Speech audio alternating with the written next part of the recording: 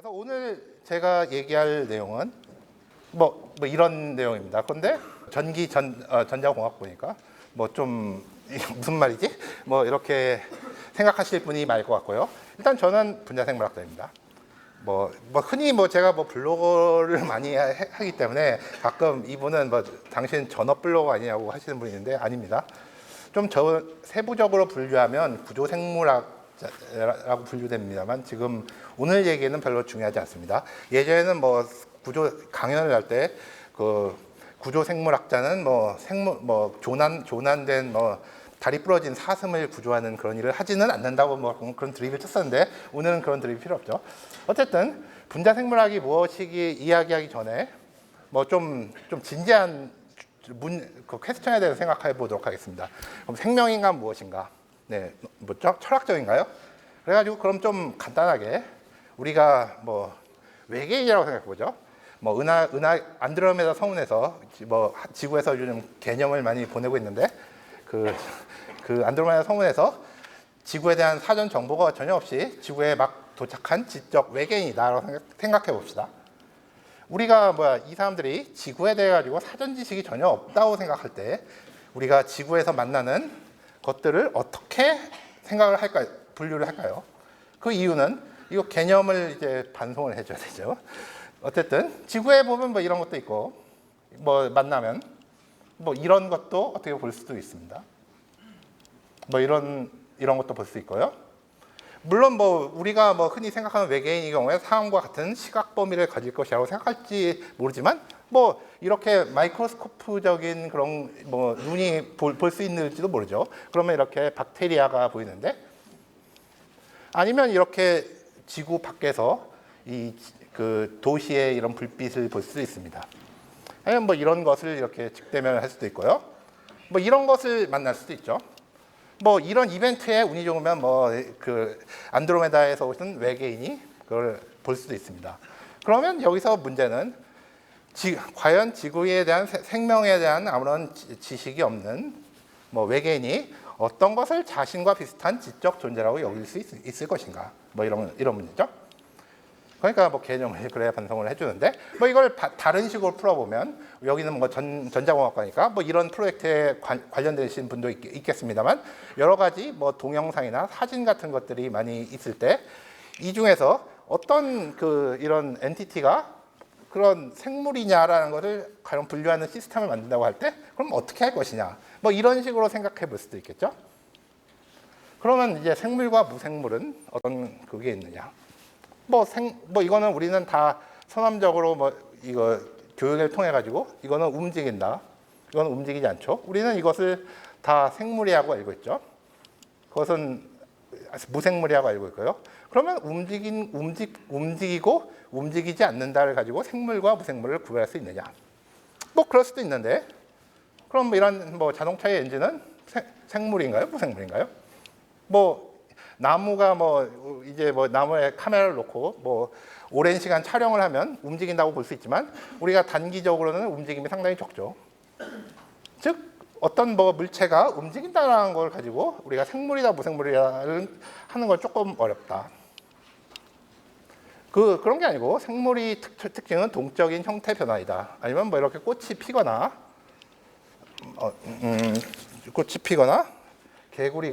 개구리 알이 발생을 하거나 이런 것은 생명체의 특징이라고 볼 수 있지만 이것은 그냥 무생물인 단백질이 결정인데 이렇게 가만히 놔두면 이렇게 자라게 됩니다. 즉 이렇게 형태가 변화하는데 우리는 선험적으로 우리가 교육에 통해 가지고 이런 것들은 생물이라는 걸 알고 있지만 이런 것들은 생물이 아닙니다. 그렇지만 이렇게 모두 똑같이 이렇게 동적인 형태 변화를 하는데 어떤 것은 생물이고 어떤 것은 생물이 아니냐. 이렇게 볼 수도 있겠죠. 무생물은 무질서한 대신에 생물은 뭔가 이런 질서가 있다. 아니면 균형 이렇게 대칭을 이루고 있다. 가령 바위의 경우에는 상당히 무질서한 모습을 띠고 있죠. 그러니까 생물로 분류되는 불가사리는 이렇게 예쁜 모양을 가지고 있습니다만 눈 결정은 이렇게 아주 대칭적인 질서를 띠고 있습니다. 그러면 이것도 그렇게 좋은 기준은 아니라 이거죠. 사고, 추론, 학습 능력을 또 생각을 해보자. 우리가 뭐 이런 뭐 어떤 게이머 뭐 어디서 많이 보신 분야가 이렇게 처음 보는 게임의 경우에도 이렇게 게임을 할 수가 있죠. 그렇지만 뭐 반대로 뭐 이거는 뭐 벽돌 깨기를 하는 인공지능인데 처음에는 이걸 잘 못하지만 약 그걸 학습을 이렇게 오래 하다 보면 이렇게 구멍을 파가지고 이 구멍 안에 넣어가지고 이것을 깨는 그런 것을 뭐 소위 말하는 딥러닝을 통해 가지고 익히게 되죠. 뭐 이거는 뭐 아시다시피 뭐 이세돌 구단과 뭐 알파고의 얘기. 그러므로 이제 물론 이런 것들은 그 한정적인 타스크를 할 수 있는 그런 시스템이긴 하지만 뭐 사고, 추론, 학습 능력이 과연 생물이 고유한 특징인가? 그렇게 말하기에는 또 이제 좀 무리가 되는 상황이 됐죠. 그러면 이제 뭐 기계가 감정, 뭐 우리가 감정에 대해 가지고 그런 얘기를 할 때 뭐 이런 고등 생물체 뭐 이런 뭐 일단은 고등 생물체가 어떤 감정을 가지고 있을 수도 있겠습니다만 뭐 박테리아가 셀 디비전을 할 때, 셀 세포 분열을 할 때 어떤 감정을 가지고 있다고 얘기할 수 있을까요? 뭐 영양분이 많으면 분열을 하고 뭐 그런 건데 물론 그것도 어떤 감정이라고 볼 수도 있겠죠. 그런데 활용 우리가 아주 발달된 그런 기계인 로봇의 경우에 뭐 사람이 이렇게 이지매를 당해도 뭐 감정이 없는 것 같죠. 그렇지만 뭐 어느 날 뭐 이렇게 로봇이 커플이 되는 그런 상황이 생기지 말 수도 있다. 그러니까 지금 제가 말하고 싶은 것은 우리는 학습에 의해 가지고 생물과 무생물을 어떤 것은 생물이고 어떤 것은 무생물이라는 것을 우리는 뭐 학습을 해왔지만 이런 것이 우리는 학습을 했기나 그런 것을 구분을 하는 것은 의외로 어렵다. 그래가지고 생물과 무생물, 특히 복잡한 조직을 가진 그런 기계와 같은 것을 구별하는 건 공통점과 차이점이 있는데 일단 비슷한 점부터 얘기를 해보도록 하죠. 그러니까 뭐 아시다시피 생물에는 여러 가지 그런 생물들이 있죠. 생물들이 있습니다. 뭐 여기에 하는 것들은 뭐 일단 제가 한 이유가 있습니다. 그 외에 무슨 이런 벼와 대장균 그리고 가까우면 초파리, 애기장대, 쥐, 그 꼬마선충, 효모입니다. 그리고 뭐 이런 상상 속의 생물도 있지만 어쨌든 뭐 이러한 생물들을 이렇게 해보면 여러 가지 다양한 기관과 조직으로 이렇게 구성이 됩니다만 결국 뭐 책에 다 나오듯이 생물이 기본 기능 다 있는 세포이다. 그래가지고 세포는 한 가지 생물에 여러 가지 종류의 세포가 있다. 그래가지고 여기서 우리는 복잡한 기계와 세포를 비유를 해볼 수가 있겠죠. 우리가 세포를 이렇게 생물을 고등학교 과정에 생물 공부해 보신 분이라면 세포 안에 여러 가지 세포 소기관과 핵 이런 것들이 있다는 것을 알 수 있습니다. 그럼 기계의 경우에도 여러 가지 다양한 부품으로 구성이 되어 있습니다. 그럼 기계와 세포의 유사성, 뭐 동일하게 연료를 태워서 에너지를 얻습니다. 엔진의 경우에는 휘발유나 디젤유를 태우지만 세포의 경우는 영양소를 대사를 하죠. 그 에너지로 뭔가를 합니다. 이거는 뭐 움직임을 만들거나 그렇지만 이것은 주로 세포를 분열하는 데 쓰죠. 그리고 둘 다 같은 다수의 부품으로 정교하게 조립이 되어 있습니다. 그래가지고 분자생물학자라는 사람들은 주로 근본적으로 환원주의자다. 즉 뜯어보기를 좋아합니다. 가령 이렇게 생긴 자동차가 있지만 이것을 부품 단위로 뜯어가지고 그 원리를 파악하는 것을 좋아하는 그런 부류라고 생각하면 됩니다. 그래가지고 여기의 경우에는 이런 부품 단위로 뜯었지만 그런 분자생물학자가 하는 일은 원자의 수준까지 생명체를 뜯어보는 것이 그들의 특기입니다. 그래서 우리가 기계의 자동차를 이루는 부품의 경우에 이렇게 있지만 세포의 부품은 근본적으로 생체 고분자이다. 그래가지고 세포의 스케일이 이렇게 돼 있다면 결국은 생체 고분자에는 뭐 이런 DNA나 RNA와 같은 핵산이 있을 수 있겠고요. 단백질이 있을 수 있겠습니다. 그리고 이렇게 세포막을 이루고 있는 그 지질류가 있을 수 있겠죠. 어쨌든 세포의 부품은 생체 고분자다. 즉 세포와 생명체는 결국은 물리의 화학 법칙을 따르는 그런 것이 총합체로 볼 수 있다. 그러니까 이거는 어떻게 보면 그 기계나 생물이나 비슷하게 공유하는 뭐 것이라고 할 수 있겠죠. 또 하나 우리가 생각해야 될 것은 그러면 생명체의 특징은 조절 가능한 시스템이다. 그 조절 가능한 건 무슨 얘기냐? 우리가 배가 고프면 뭔가를 먹어야 되죠. 배가 고프다는 시그널이 오기 때문에 우리가 영양이 부족하면 이걸 먹어야 되는 그게 욕구가 생기게 됩니다. 더우면 우리가 땀을 흘려가지고 체온을 낮추게 되죠. 그리고 몸속에 세균이 침입하면 이거는 그 백혈구이고 이게 세균인데 그래가지고 보시면 그 백혈구가 이거는 적혈구고요. 이걸 세균을 쫓아가지고 이렇게 추격을 해가지고 결국은 잡아먹게 됩니다. 어쨌든 상처가 찍 나면 이렇게 자동적으로 세포가 새로 자라가지고 상처를 메우게 되고요. 세포가 아주 큰 상처를 입어가지고 근본적으로 가능성이 없다고 하면 세포의 경우에는 자체적으로 너는 그냥 좀 폐를 끼치 말고 자살하라 이런 시그널을 줘가지고 세포가 자살하게 됩니다. 이런 것을 뭐 프로그램드 셀 데스 혹은 에이팝토시스라고 하는데 뭐 어쨌든 이렇게 조절의 경우에는 생명체만의 특징이 아닌가 해가지고 좀 뭐 생명체의 부심을 느낄 수 있겠지만 그렇지만 복잡한 기계로 갈수록 이러한 조절은 발견이 된다. 가령 뭐 자동차를 운전해 보시는 분이라면 그 브레이크와 뭐 엑셀이 있어가지고 이걸 조절을 할 수가 있죠. 그렇지만 이건 사람이 조절을 하는 거지만 요즘 나온 자동차든 자동 거리 유지 시스템 같은 게 있어가지고 앞에서 달리는 차의 차간 거리를 조절해가지고 갈 수가 있죠. 뭐 심지어는 무인 주행도 이제 뭐 연구가 되고 있고요. 뭐 집에 있는 에어컨에는 다 온도 조절 시스템들 다 돼 있죠. 그래가지고 또 이런 것을 살펴보면 가령 생물이 조절 시스템의 경우에는 어떤 우리가 대사를 해가지고 여러 가지 뭐 대사 산물을 분해하는 단계에서 최종적으로 만들어진 산물이 첫 번째 단계를 다시 억제시켜가지고 소위 말하는 네거티브 피드백을 하는 시스템이 아주 많이 분포되어 있습니다.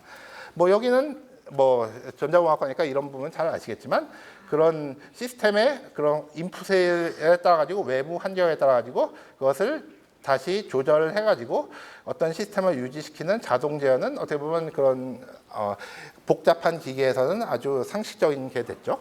즉 조절 시스템의 경우에 복잡한 기계도 있다. 따라서 이건 생명체의 그런 고유의 그것은 아니다.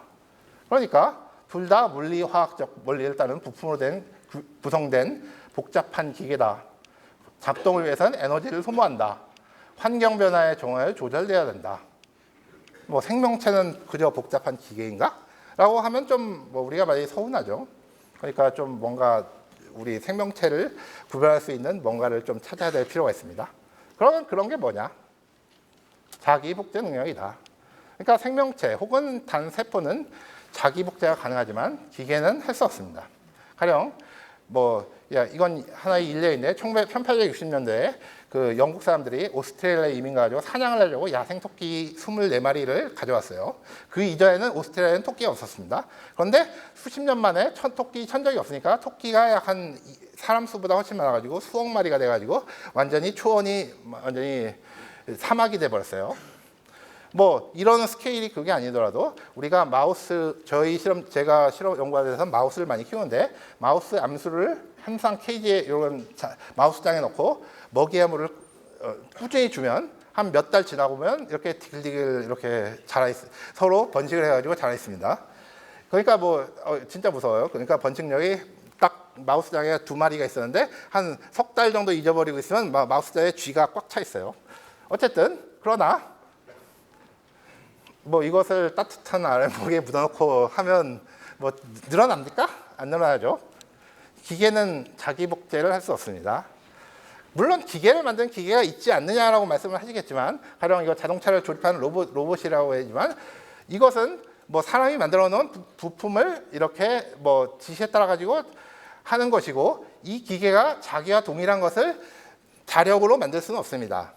가령 생물의 경우에는 먹이는 에너지와 그런 유성생식을 하는 생물이라면 암수를 이렇게 있으면 증식을 하죠. 그렇지만 기계는 할 수가 없습니다. 만약 그런 기계가 존재를 한다면 아마 생명의 정의를 또 바꿔야 될지는 모르겠어요.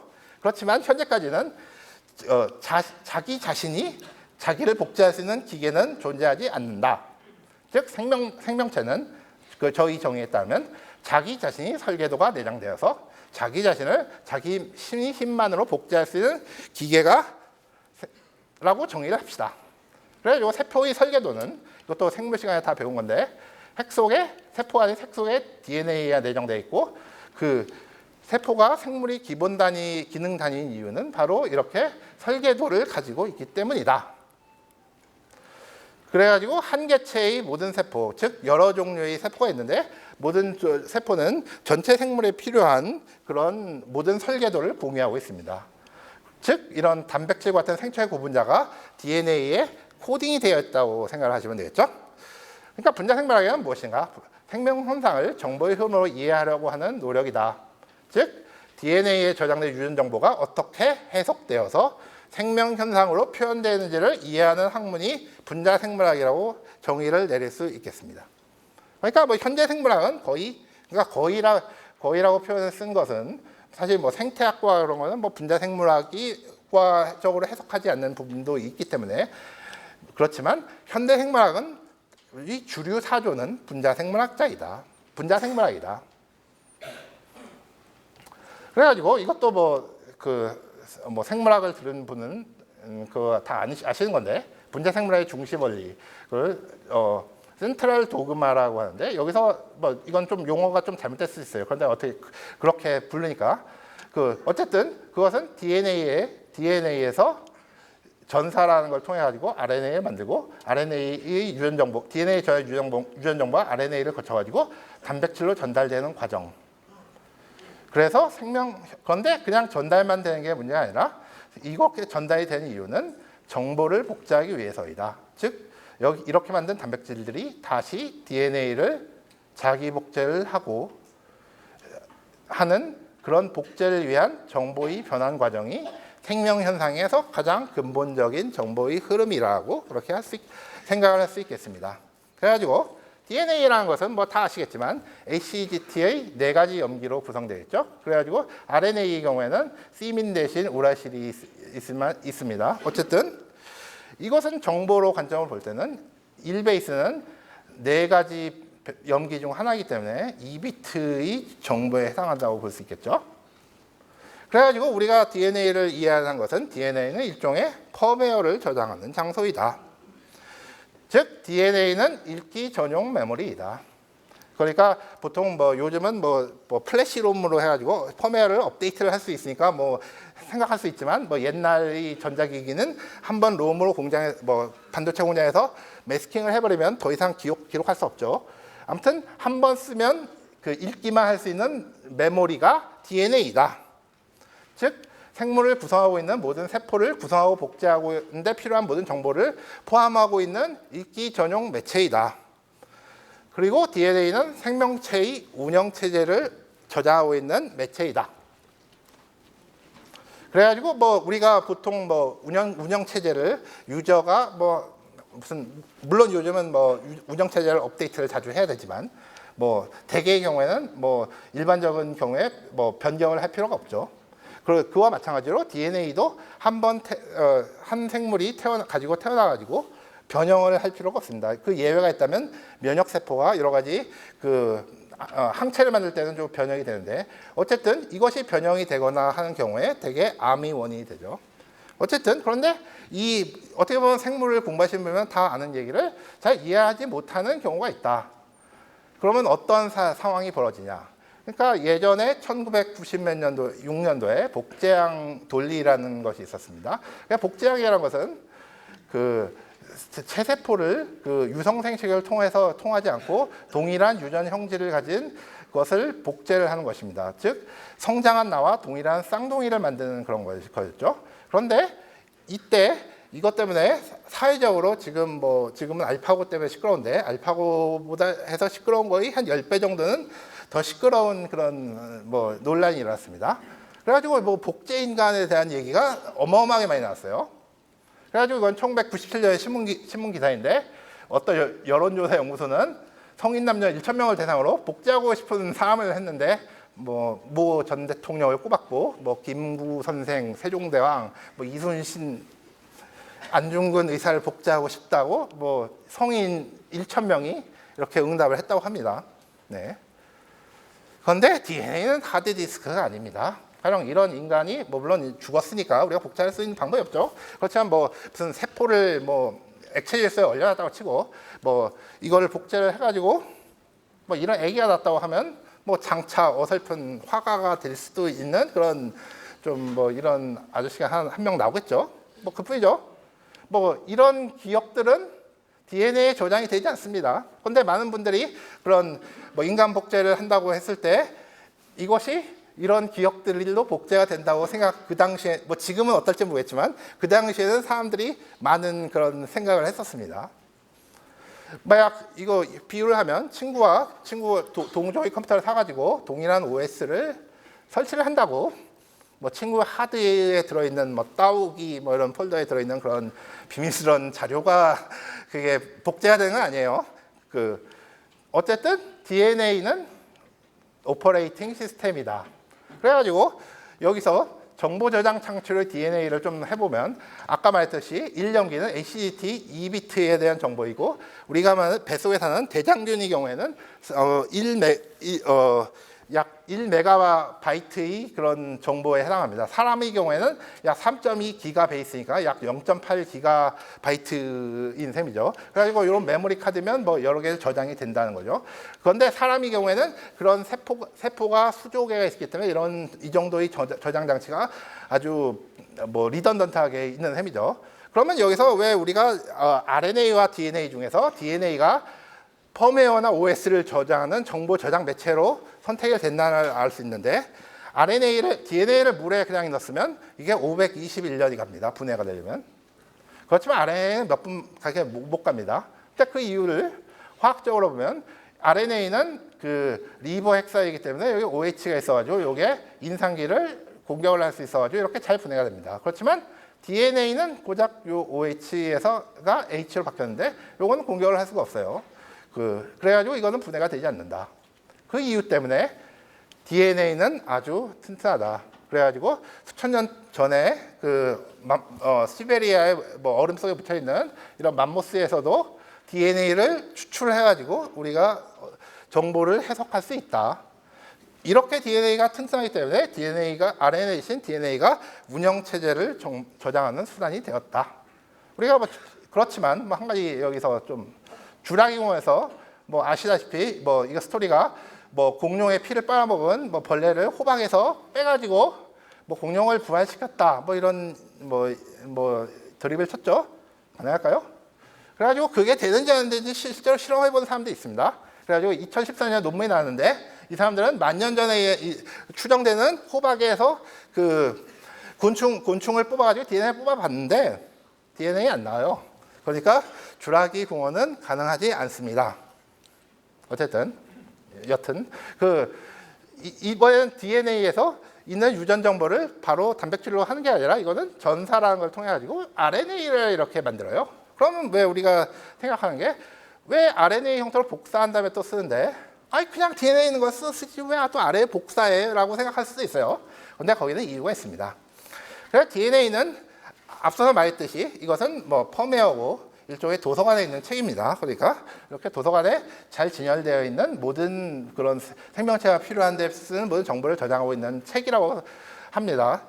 그런데 우리가 뭐 숙제를 하고 하는데 뭐 도서관 서고에서 뭐 여기 찾아가지고 그 공부를 하고 여기 또 가가지고 하고 그러지 않잖아요. 책을 뭐 이렇게 빌려서 카피를 떠가지고 이거 필요한 것만 복사해서 보죠.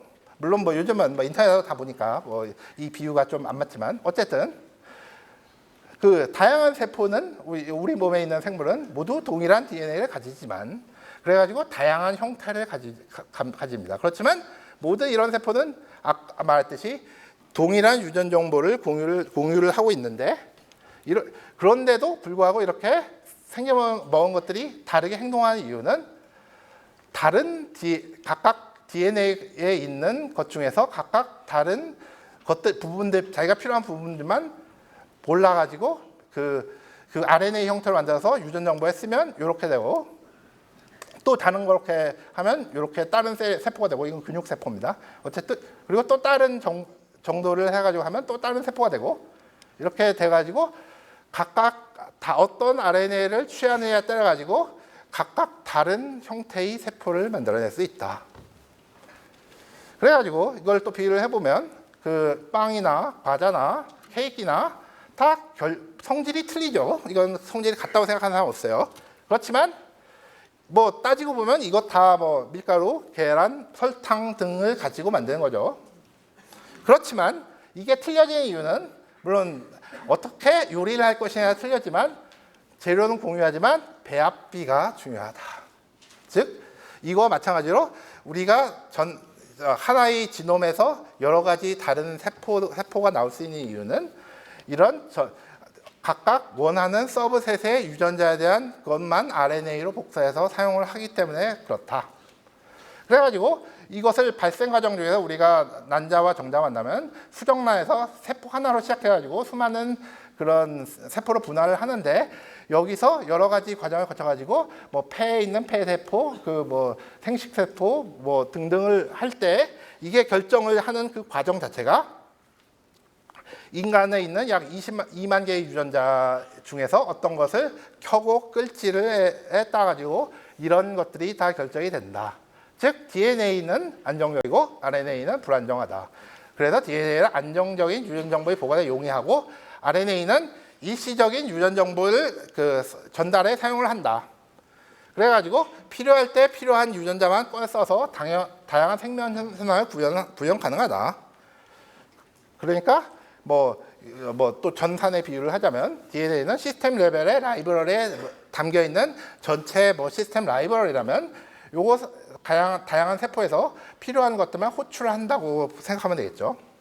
그래가지고 그 다음은 이렇게 RNA에서 결국 세포 내에서 일을 하는 것은 단백질인데, 이것은 뭐 이런 조합에 의해 가지고 각각의 아미노산으로 변형이 됩니다. 그래가지고 RNA가 단백질이 되는데, 즉로 유전 정보가 전달이 됩니다. 그래가지고 이렇게 그 DNA의 코딩의 1차원적인 서열 정보는 이런 1차원적인 아미노산이 서열 정보가 되고, 이렇게 된 서열 정보는 어떻게 어떤 서열이 나오면 이렇게 나선형으로 꼬이기도 하고 이렇게 서로 배열을 하기도 하고, 결론적으로 이렇게 접혀가지고 어떠한 3차원적 구조를 가지고 있는 단백질이 나온다. 그리고 3차원적 구조가 있는 단백질이 모여서 이런 거대한 그런 생체 고분자가 형성이 된다. 즉 4차 구조는 부품들 간의 조립이다. 그래가지고 이 구조가 어떻게 생기냐에 따라 가지고 각각의 부품이 기능이 결정이 된다. 그래가지고 여러 가지 단백질이 여러 가지 모양을 가지고 있는데, 우리가 기계의 부품을 뜯어보면 여러 가지 부품이 나오듯이 단백질이나 핵산도 다양한 생김새를 가지고 있고, 이거에 따라 가지고 서로 다른 기능을 수행을 한다. 그래가지고 단백질이 뭐 부품의 경우에는 이렇게 다양한 모양을 가지고 있다. 그래가지고 우리가 지놈이 제가 이렇게 설명했을 때는 이제 지놈을 읽는 것에 대한 그런 문제를 하겠습니다. 우리가 인간의 경우에는 약 3.2 기가베이스의 염기쌍을 가지고 있습니다.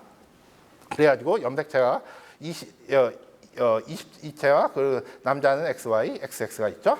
그래가지고 이렇게 큰 거 중에서 몇 개 정도의 단백질을 가지고 있느냐, 약 한 2만 개 정도를 암호화를 하고 있습니다. 그래서 전체 지놈에서 단백질을 암호화하고 있는 영역은 약 1.5%밖에 안 돼요. 그래서 소위 말하는 정크 DNA라는 얘기가 나왔는데, 즉 여기 지놈상에서 여기 이렇게 점으로 쭉쭉 줄 보이는 그런 부분만 겨우 단백질을 암호화하는 리전입니다. 그래가지고 이런 뭐 이 두 가지 아주 성질이 틀리다고 우리가 생각하는 사람이 있는데, 개인 간의 유전체 차이는 뭐 200만 베이스에서 300만 베이스 정도고, 약 그 0.1에서 0.2% 정도밖에 차이가 나지 않습니다. 간발의 차이일 뿐이죠. 그래가지고 이것도 좀 오늘의 유머에 보니까 이런 얘기가 있더라고요.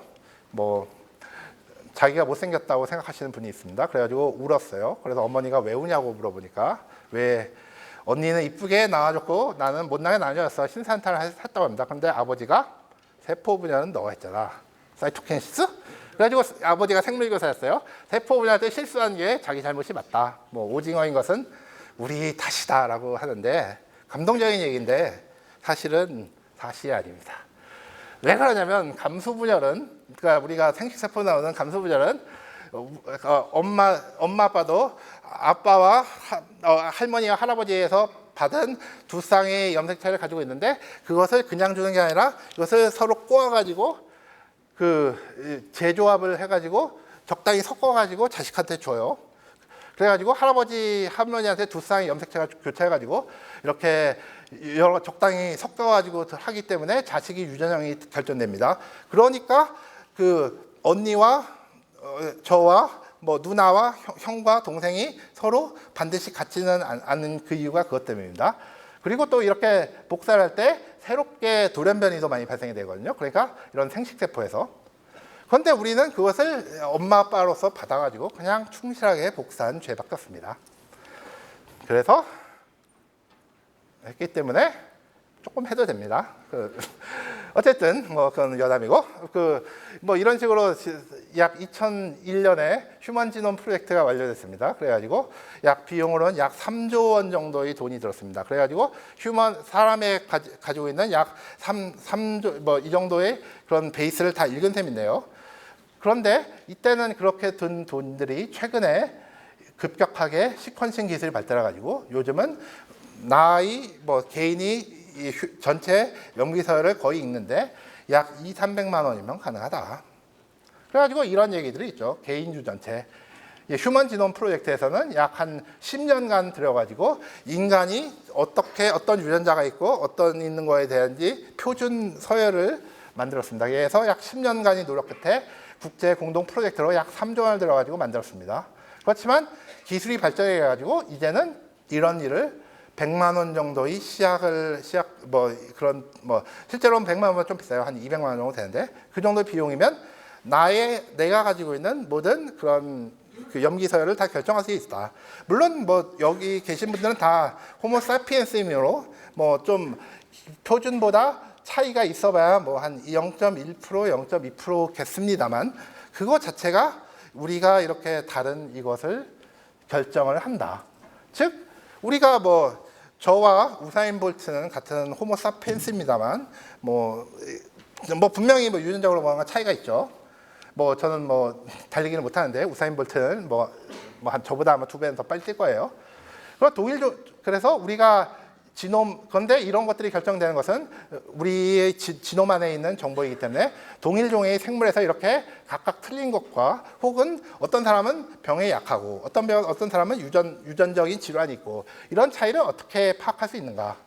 그리고 이런 각 개별적인 유전체의 차이에 따라 가지고 보다 좋은 의학을 할 수 있느냐. 뭐 이런 문제가 있을 수 있죠.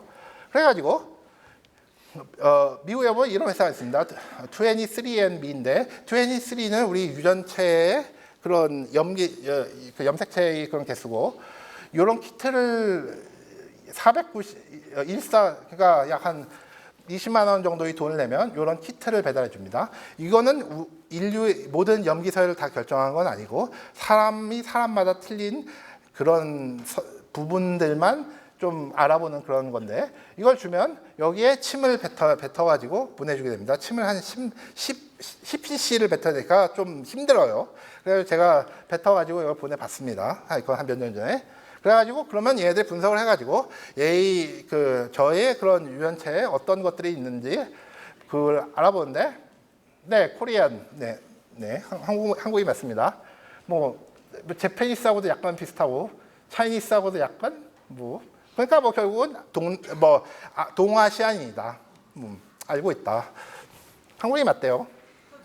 그래가지고 그 외에도 이런 여러 가지 유전형들을 그걸 하는데 술 먹어도 얼굴색이 안 변하고 맞는 것 같아요. 금발의 가능성은 1% 미만이라고. 눈색은 브라운이고 우유 먹으면 설사한답니다. 좀 그런 것 같아요. 빨간 머리는 아니고 HIV에 대한 레지스탄트는 없답니다. 유공스럽게도. 어쨌든 그런데 이런 거는 어떻게 보면 그렇게 결정적인 정보를 주지는 못해요. 그런데 가령 우리가 그 툼 레이더스에 나온 배우로 유명한 안젤리나 졸리, 브래드 피트의 와이프인 이 사람이 유전자 검사를 했는데 이런 유전자가 있습니다. 이 유전자는 돌연변이가 발생하면 유방암 위험도가 급증하는 걸로 알려진 유전자인데요.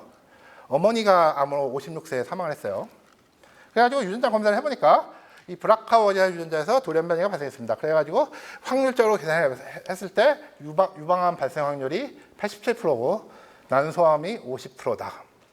그래가지고 이 사람이 한 일은 아직 암이 걸린 건 아닙니다. 암이 걸릴 가능성이 유전자를 통해 가지고 암이 진단이 된 건 아니에요. 그런데 예방적 유방 절제술로 해가지고 암 유방을 절제해 가지고 그 암이 생기는 그것을 원천했다.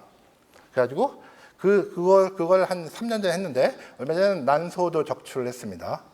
그래가지고 이런 유전적인 정보를 가지고 이게 높기 때문에 이것을 먼저 해버렸다. 어떻게 보면 상당히 용기가 있다면 용기가 있는 것이고 그렇죠. 어쨌든 우리가 지놈 시퀀스를 읽는 것만으로 그럼 생명체 우리가 너와 내가 틀린 것을 모두 이해할 수 있는가? 이것은 마치 이 자동차를 이렇게 다 뜯어놓으면 우리가 자동차를 새로에 대한 모든 걸 이해를 할 수 있느냐로 묻는 거와 한 건데 이렇게 다 우리가 자동차를 이렇게 다 뜯어봤으면 이제 자동차의 원리를 다 이해한 겁니까? 어떻게 보면 이런 윈도우 여기 전자공학과니까 윈도우 10과 같은 운영 체제를 디스어셈블링 하면 이런 코드들이 이렇게 나오는데 이렇게 디스어셈블링을 한 코드를 다 이해를 하면 우리는 윈도우 10이 구조에 대해서 다 이해를 한 겁니까? 좀 사실 그렇게 말하기는 좀 힘들죠. 그래가지고 우리는 생명이 로직을 잘 이해를 해야 하는데 그래가지고 생명체는 아까 말했는 것이 이렇게 복잡한 컴포넌트들이 레귤레이션을 해가지고 이리저리 얽힌 복잡한 회로를 가지고 있다. 어렵습니다. 그러니까 우리를 더 잘 알기 위해서는 어떻게 보면 사람을 가지고 연구를 하는 것도 좋지만 조금 더 간단한 생물을 가지고 연구를 할 필요가 있는데 자크 모노라고 분자생물학이 을 창시자라는 사람이 있는데 이 사람이 한 말이 있어요. 대장균에서 사실인 건 코끼리에서도 사실이다. 아니 그게 무슨 말이지? 그래가지고 가령 그 얘기는 대장균과의 어떤 단백질이 있는데 효모에서도 이런 단백질이 있습니다. 시금치에도 어떤 단백질이 있고요. 초파리에도 어떤 단백질이 있습니다. 사람에도 이 단백질이 있는데 다 비슷합니다. 즉 대장균에서 사람까지 공통적으로 기능을 가지고 있는 단백질은 비슷하게 생겼다. 이런 말을 한 적이 없습니다. 어쨌든 그 얘기는 반대로 이런 전자업체에서 나오는 시계부터 아이폰 이런 전화, 태블릿, 컴퓨터까지 이런 공통적인 제품이 나옵니다만 이런 것들이 물론 외관상 틀리고 사용하는 게 틀립니다. 그렇지만 이런 것들은 공통적인 이런 성질을 요소들을 가지고 있죠. 물론 틀린 요소들도 있지만 모든 이런 결국은 이런 스마트워치도 결국은 컴퓨터이기 때문에 CPU, 램, 메모리 등등이 모두 다 가지고 있습니다. 즉 그거와 마찬가지로 생물을 연구를 할 때도 가장 간단한 시스템으로 공통적인 요소의 경우에는 연구를 하는 것이 보다 편하다. 거기에서 필요한 얘기를 좀 하는데 우리가 지놈을 읽는 거에 대한 얘기를 했습니다. 그러면 이것을 바꾸는 거에 대한 얘기를 하는데 아니 그 멀쩡한 지놈을 왜 바꾸냐라고 생각할지 모르겠는데 이건 생물학 연구에서 가장 필수적인 테크닉입니다. 즉 유전학자라는 사람들이 있는데 유전학자들이 어떻게 생물 연구하는 것을 기계에 비유를 하면 이 사람들은 기계를 걷어차거나 해가지고 고장을 여러 대를 내요. 그래가지고 희한한 행태를 보이는 기계를 찾아가지고 어떤 부분이 고장이 났는지를 들여다봅니다. 그래가지고 가령 자동차를 망치로 한 수백 대 때려부셔가지고 자동차가 덜거덕거리던 그런 현상이 나타나면 그렇게 덜거덕거리게 만드는 그런 부품을 찾습니다. 그래가지고 그런 부품 목록을 만든다. 그것이 대표적인 사람이 유전학이 거의 태두라고 볼 수 있는 토마스 헌트 모간이라는 사람이 있죠. 그래가지고 이 사람이 초파리를 유전 시스템으로 처음 한 사람인데 이 사람이 처음 발견한 것 중에서는 초파리는 원래 눈이 빨갛거든요. 그런데 이렇게 눈이 하얀 초파리가 있습니다. 그것을 화이트라고 하는데 뭐 이건 초파리만 이렇게 쓰는 게 아니라 이거는 효모거든요. 그래가지고 이거 세포 분열에 관련되는 그런 건데 어떤 유전자의 경우에는 세포가 커도 분열을 안 합니다. 그래서 이렇게 쭉 이상하게 길어져요. 반면에 어떤 유전자의 돌연변이가 생기면 아주 제때 충분히 자라기 전에 막 그 분열이 됩니다.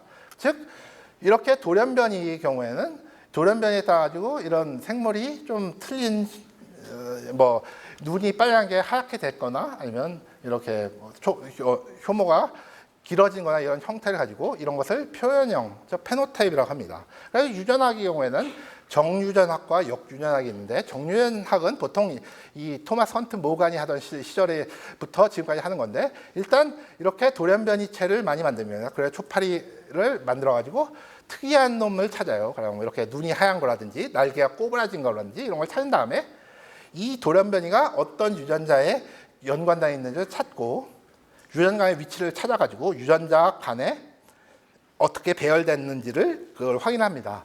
반대로 역유전학이라는 거 있는데 이건 지금은 이제 지놈 시퀀싱을 다 할 수가 있고 여기에 따라 가지고 단백질을 만드는 유전자의 위치를 알 수 있는데 기능을 잘 알지 못하는 유전자가 있다면 이것을 특이적으로 고장을 내 가지고 어떤 표현형이 나오느냐에 따라 가지고 유전자의 기능을 확인한다.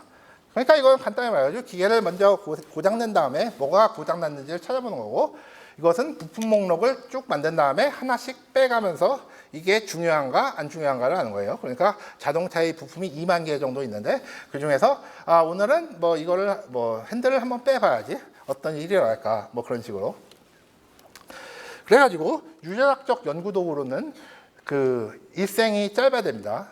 그리고 지놈 시퀀싱이 잘 돼야 되고 어떤 특정한 유전자를 고장내거나 외래 유전자를 넣어볼 수 있는 시스템이 잘 갖춰져야 됩니다. 그래가지고 많이 사용되는 건 초파리, 선충, 대장균, 애기장대, 효모, 쥐, 뭐 이건 마우스죠. 쥐에도 레트가 있고 마우스가 있는데 이건 조그만 세양쥐입니다. 그럼 사람은 라이프 사이클이 짧나요?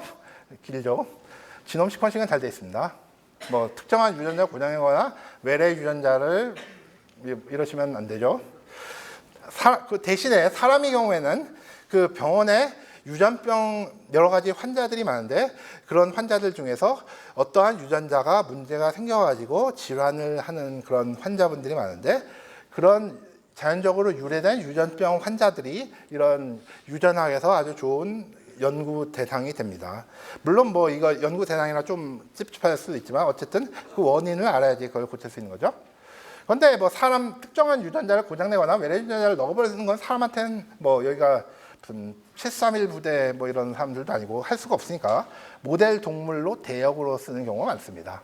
그래가지고 그러려면 유전자를 지놈상에 있는 그런 것을 조작을 하는 기술이 실험 연구용으로 필요한데 이런 기술들이 약 1970년, 80년대에 확립이 됐습니다. 그래가지고 이건 아마 고등학교 교과서에도 많이 나온 걸 거예요. 그 제한효소는 6에서 8 염기서열을 연식해가지고 DNA 단편을 자르는 단백질이죠.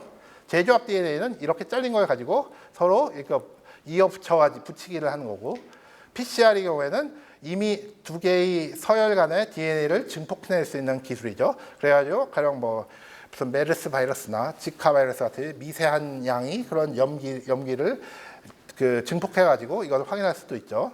어쨌든 이런 기술에 의해 가지고 분자생물학이 개척이 됐고 현행하는 1세대 바이오텍 회사들이 기반 기술이 됐습니다.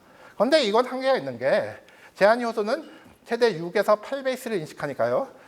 그 한 베이스는 ACT 4개니까 6베이스를 인식한다면 조합을 하면 4의 6승, 400 뭐 확률적으로 4000 베이스의 제한요소 하나가 자를 수 있는 위치가 존재하게 되는데 지놈은 이렇게 크단 말이죠. 그러니까 수만 조각이 납니다. 그래가지고 매각 3.2 기가베이스가 되는 곳에서 한 곳만 딱 절단하려면 약 20베이스 이상을 특이적으로 인식하는 제한 요소가 필요한데 그런 게 없습니다. 그래가지고 지놈을 마음대로 뜯어 고치는 것은 좀 힘들었다. 그래가지고 유전공학 1.0은 뭐 아마 여기서 조금 연세가 되신 분은 1970년대, 80년대에 무슨 뭐 유전공학으로 뭐 그런 걸 할 수 있다. 한쪽에는 뭐 뭐 토마토가 열리고 땅에는 뭐 뿌리엔 감자가 열리는 뭐 그런 것도 만들고 뭐 그런 뭐 많이 드립을 많이 쳤는데 대개는 너무 과장된 것이고 이렇게 연구용으로 작은 DNA를 좀 깨작깨작 붙이는 정도에 불과했다. 그리고 몇 가지 모델 앞에서 말한 모델 생물에만 적용을 했지 우리가 알고 있는 수많은 생물에서는 적용을 할 수가 없었습니다.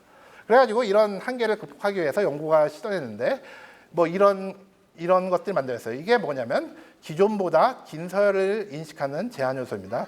여기서 징크핑거 뉴클레이제라는 것은 약 9베이스 정도를 인식하는 그런 징크핑거라는 DNA 인식 부위를 붙여가지고 만든 제한 요소고 탈렌이라는 것은 약 16에서 17베이스를 인식하는 단백질을 붙여가지고 만든 제한 요소인데 즉 지놈 한 군데를 스페시피하게 자르기 위해서 기존보다 좀 더 긴 서열을 인식할 수 있는 제한 요소를 만드는 노력을 많이 했습니다. 그런데 요거의 경우에 DNA 인식은 단백질이 하기 때문에 이게 단백질을 하나 만들기가 참 어려웠습니다. 그래가지고 그렇게까지 널리 쓰이지는 않았어요. 그런데 최근에 이런 크리스퍼 카스9이라는 그런 것이 생겼는데 이것이 뭐냐면 이것은 원래는 박테리아가 가지고 있는 면역 시스템에서 기인한 건데 RNA 가지고 자르는 서열을 결정할 수 있는 프로그래밍 가능한 제한 요소다. 그게 무슨 말이냐면 이거는 단백질과 RNA로 구성되는데 어떤 DNA를 인식하느냐는 RNA가 이에서 결정이 된다. 즉 이 RNA 시퀀스가 20베이스에 상응하는 서열을 특이적으로 인식해서 자를 수 있다. 그래가지고 약 20베이스 정도를 특이적으로 인식할 수 있으면 지놈에서 한 군데만 딱 특이적으로 자를 수 있기 때문에 이제서야 드디어 지놈 원하는 부분을 잘라서 뜯어고치기를 할 수 있다. 그리고 기존의 유전자 가위에 비해 가지고 훨씬 손쉽게 만들 수 있다. 왜 그러면 기존 거는 단백질을 만들어냈었는데 여기는 RNA만 바꿔주면 얼마든지 RNA 그 서열을 바꿀 수 있는 시대가 되었다. 그래가지고 이런 도움에 의해 가지고 뭐 온갖 종류의 그런 생물에서 유전체를 뜯어고칠 수 있다는 것이 이거는 뭐 누구의 지구상에 있는 모든 생물의 지놈을 우리가 뜯어고칠 수 있게 되었다. 기존에는 몇 가지 마우스, 아라비도시스 몇 가지 이런 거밖에 안 됐어요. 그런데 이것이 이런 단백질을 발견한 이후에 3년 만에 이루어진 일이다. 그럼 이걸 가지고 그럼 뭘 할 수 있느냐? 좀 실용적인 그런 것을 좀 생각을 해볼 수 있는데 가령 우리가 아까 유전병을 가진 환자들에 대해서 얘기를 했는데 사실 어떻게 보면 유전병이라는 건 DNA 우리 세포를 구성하고 있는 거기에 결함이 있는 거니까 어떻게 보면 사실 궁극적인 치료 방법이 없습니다. 그렇지만 이것을 수선을 할 수 있으면 어떻게 될까? 여기 중에서 듀센 근위축증이라는 그런 병이 있어요. 그래가지고 거기에 대해서는 근육이 정상적으로 근이 위축돼 가지고 좀 한 20대를 못 넘기고 사망하는 아주 무서운 그런 유전병이고 미국의 기준에 약 한 2만 명에 1명 정도가 그런 유전병이 있습니다. 그 이유가 이 유전자가 다이스트로핀이라는 유전자에서 돌연변이가 있어가지고 단백질이 못 만들어지게 되면 발생하는데 이 유전자가 인간 지놈에 있는 유전자 중에서 제일 깁니다. 약 427kD이고 약 전체 이게 약 1메가bp에 해서 아주 깁니다. 그러니까 길기 때문에 돌연변이가 발생할 확률도 많은 거죠. 그래가지고 그럼 그걸 어떻게 수선할 수 있느냐? 여기 가령 돌연변이가 이렇게 있어가지고 단백질이 만들다가 못 만들어지는 경우에 그 돌연변이가 있는 부위만 좀 잘라내서 버리고 이걸 하면 정상적인 단백질보다는 약간 짧지만 그래도 한 90%는 기능을 할 수 있는 단백질을 만들 수 있으므로 이것을 치료 효과가 있다. 물론 이것이 아직 사람에게 적용을 되지는 못했습니다. 그래가지고 이런 유전병과 동일한 뮤테이션이 있는 쥐에서 이것을 자르는 이런 유전자 과일을 발현하는 바이러스를 넣어가지고 실제로 해보니까 어느 정도 치료 효과가 있더라. 단 이거는 쥐는 그렇다. 아직 사람한테 그렇게 적용할 단계는 아니다. 또 한 가지 예라면 요즘은 아마 암이라면 상당히 이렇게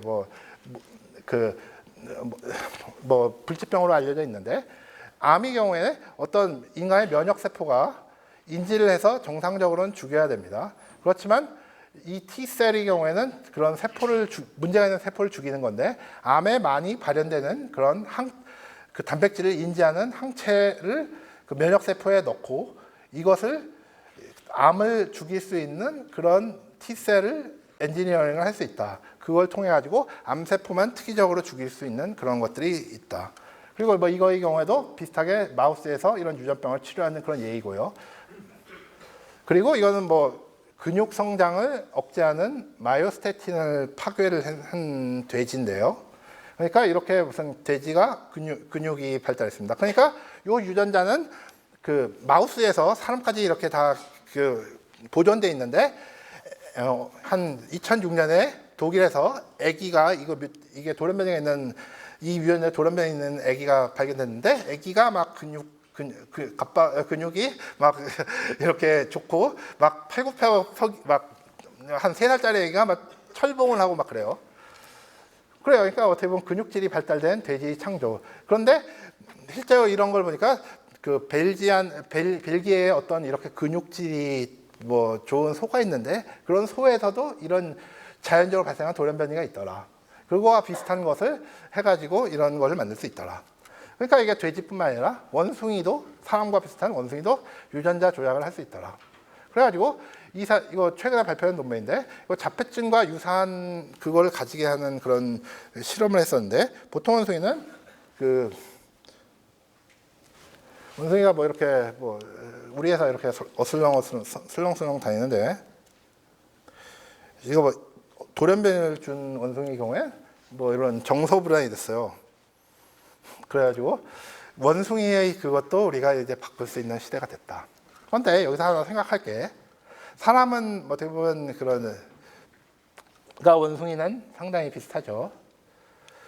그리고 우리가 실제로 현재까지 불임 치료를 위해 가지고 그 인공 수정 기술이 많이 발달됐고, 요즘은 그게 정자의 운동성이 떨어지면 정자를 아예 이렇게 난자에 찔러 넣어 가지고 수정을 하기도 해요. 그래 가지고 모든 동물에 대해 가지고 인간이 배합에 대한 기술이 매우 많이 발달이 됐다. 이게 무슨 말이냐? 뭐 우리가 가령 아까 이런 유전형을 만약 이런 것들이 밝혀지면 이런 것을 우리가 고칠 수 있는 시대가 오지 않을까? 그래가지고 외과 대신에 성형 산부인과가 뜰 수도 있지 않을까? 여기 보면 가타카라는 영화가 있죠. 이 가타카라는 영화는 뭐 이 사람이 주인공이 우주 비행사가 되고 싶은데, 뭐 유전자가 뭐 지놈이 좀 구리다고 못해가지고 뭐 동생이 뭐 그런 걸 해가지고 뭐 그런 영화인데, 뭐 그런 시대가 이제 올 수도 있지 않을까?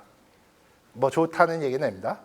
그러니까 우리가 산부인과를 해가지고 이렇게 수선을 했는데 자식들이 좀 뭐 이렇게 나오는 뭐 부작용이 있다면 있을 수 있는데, 성형 산부인과에는 이런 과거를 숨길 수 있지 않을까? 물론 이게 상당한 지금 뭐 이렇게 우스갯소리처럼 얘기하지만 그렇게 심각한 얘기죠.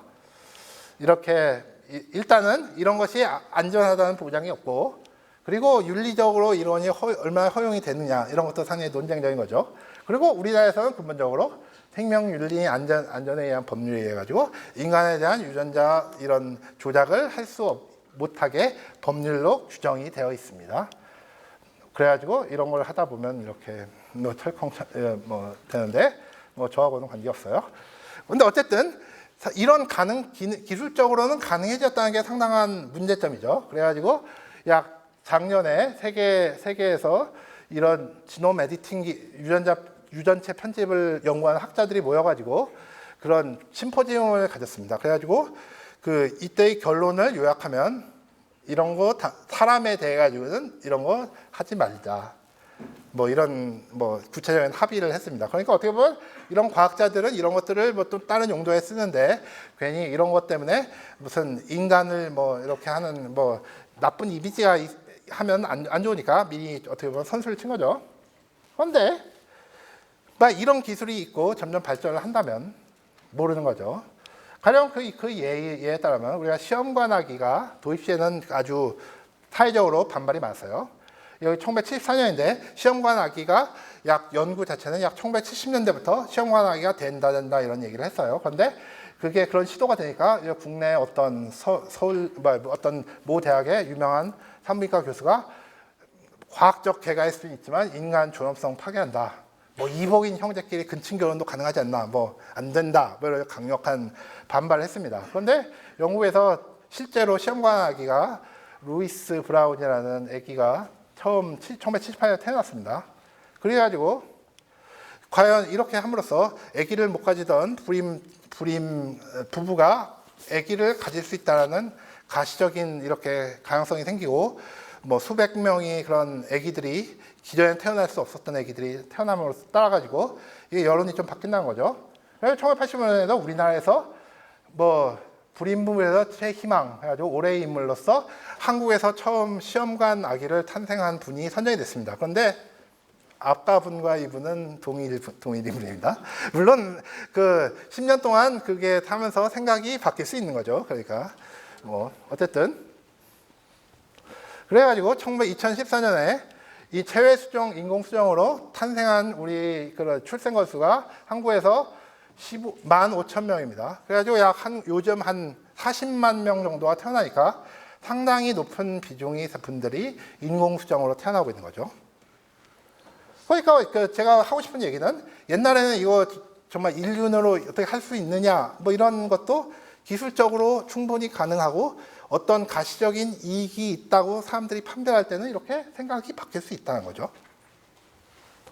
그래가지고 우리가 왜 그런 얘기를 하냐면 인간의 유전체는 우리가 오랜 수억 년도의 진화 과정을 통해 가지고 우리의 유전체가 형성됐지만 우리의 진화는 우리는 수렵 시절에서 탈피한 게 한 10,000년도 안 됐는데 그때랑 그렇게 변한 게 없어요.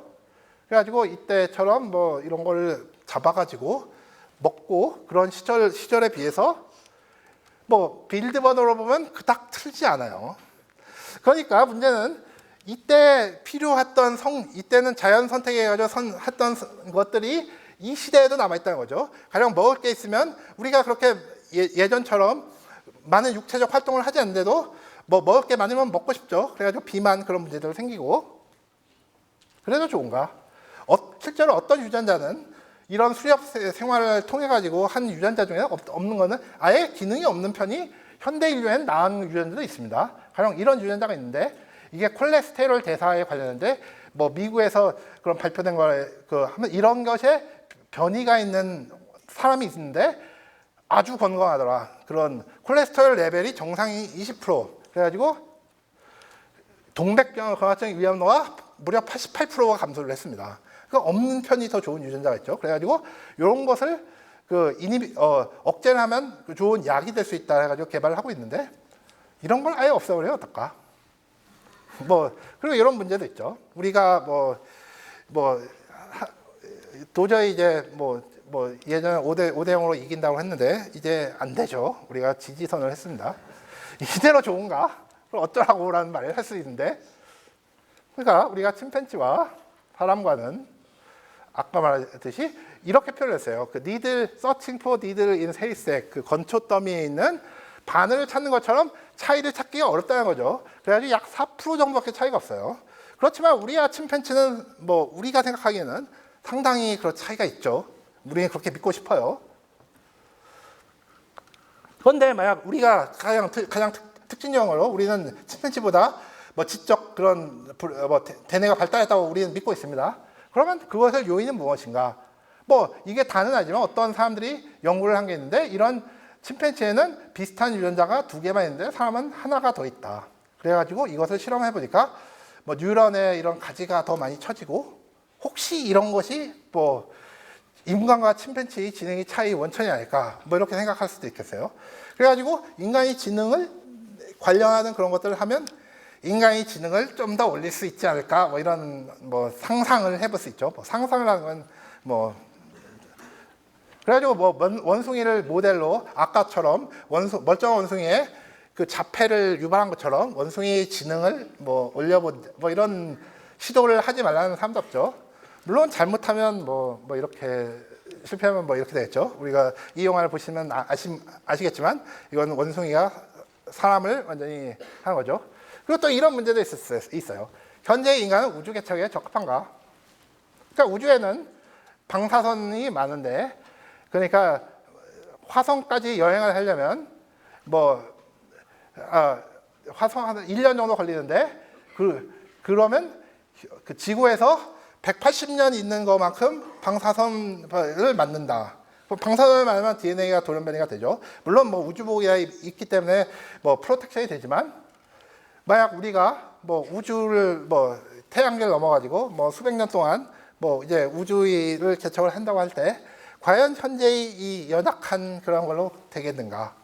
물론 상당히 황당한 얘기인데, 이런 걸 쓴 사람이 조지 처치라고 이 분야의 아주 유명한 학자가 이런 책을 썼습니다. 이건 저희 생각은 아니에요. 그래서 이 사람은 궁극적으로 인간이 그것의 한계를 하려면 인간을 진화의 우리 속도는 너무 느리다고 생각하는 거죠. 인간의 한계를 초월하겠다. 그래가지고 이것을 떠나가지고 지놈을 에디팅하는 문제를 썼는데, 그렇다면 마지막으로 우리가 한 것은 우리 고유의 지놈을 만드는 것이다. 그래서 크레이그 벤터라는 사람이 있습니다. 그래서 이 사람은 아주 과학계에서 유명하기도 하지만 좀 악명도 높은데, 휴먼 지놈 프로젝트에서 사기업인 셀레라 지노믹스라는 걸 이끌어가지고 이렇게 그런 걸 한 사람인데요. 어쨌든 이 사람이 이걸 끝난 다음에 한 프로젝트는 인공생명 창조이다. 그래서 인공생명 창조라 가지고 아주 희한한 걸 만든 건 아니에요. 그래가지고 가장 간단한 박테리아 중에서 약 1.08 메가베이스의 지놈을 가진 세균 지놈 DNA를 화학적으로 합성해가지고 넣었다. 그렇지만 이건 거의 똑같은 건데, 최근에 논문이 나온 거에 이것을 절반으로 최적화. 그래가지고 1메가 정도를 531으로 줄였다. 그러니까 형태가 이상해졌다. 그래가지고 현존하는 그 자기 복제가 가능한 생물 중에서 가장 작은 지놈을 만들었다. 그러니까 이건 상당히 무서운 얘기죠. 생명체가 태동위의 진화 과정을 통해 가지고 발달을 했는데, 생명체가 그 자신의 운명을 바꿀 수 있는 힘을 가진 것은 지금이 최초다. 물론 인간이 지금 이게 없어도 문명 태동위의 다른 동생물의 지놈을 편집해 온 건 사실이에요. 그게 어떻게 되면, 우리가 그 농업이 발전에 의해 가지고 우리는 옥수수가 처음에는 이랬습니다. 자연 개선하고에. 그런데 이거 중에서 괜찮은 걸 우리가 선택하고 이것을 교배를 하고 이걸 통해 가지고 이런 식의 옥수수가 나온 겁니다. 우리가 야생에서 이렇게 우리가 실제로 먹는 옥수수가 나온 게 아니에요. 우리 개의 경우에 이렇게 수많은 품종이 있지만, 개는 원래 늑대와 거의 사촌입니다. 그 늑대를 길들여 가지고 이 교배를 통해 가지고 이렇게 만든 겁니다. 대개의 개 품종의 경우에는 근친교배, 그러니까 근친교배를 통해 가지고 만들었기 때문에, 그 동종교배를 통해 만들었기 때문에 아무래도 그 질병에도 약하고 그런 문제가 있죠. 어쨌든 양의 경우에도 우리가 보통이 우리 산양은 이렇게 털이 길지 않아요. 그렇지만 이렇게 긴 양은 우리가 털이 이렇게 점점 끊임없이 기는 돌연변이를 우리가 선별을 한 겁니다. 그래가지고 털을 안 깎아주면 이렇게 돼가지고 살지를 못해요. 그래가지고 이런 거는 털을 사람이 도움 없이는 생존할 수 없습니다. 그러니까 우리는 이런 유전과학 기술 전에도 지놈을 에디팅을 해왔습니다. 그건 인정할 건 인정해야 돼요. 그렇지만 우리가 우리 자신의 어떤 지놈을 무엇이 들어있고 이것을 고칠 힘을 가질 수 있는 것은 지금이 최초이다. 그래가지고 요즘 유명한 책이 사피엔스라는 이런 책이 있는데, 이 사람이 하는 그런 화두는, 인간은 지금 호모 사피엔스이지만 과연 언제까지 호모 사피엔스로 존재할 수 있느냐, 인간이 과연 호모 사피엔스에서 떠나가지고 다른 지적 존재로 할 수 있는 그런 상황이 오지 않을까, 이런 얘기가 있을 수 있죠. 그러니까 어떻게 보면 지금은 인류사의 전환점이다. 어디로 갈 것인가는 자기 선택이다. 그러니까 이런 전환 순간에 우리는 서 있으니까, 이런 제가 하고 싶은 말은 생명상에 대한 근본에 대한 이해는 필수적이다. 거의 꼭 생물을 전공한 생물학자가 아니더라도 교양 수준으로는 이해하는 게 좋다. 예, 문제점 공부를 잘 하는 게 좋다. 그래가지고 조금 더 관심이 있으면 뭐 제 홈페이지와 이런 것을 뭐 소개를 드리고 세계 정보의 길에 동참해 주십시오. 그래서 제가 말씀을 드릴 거는 여기까지입니다. 감사합니다.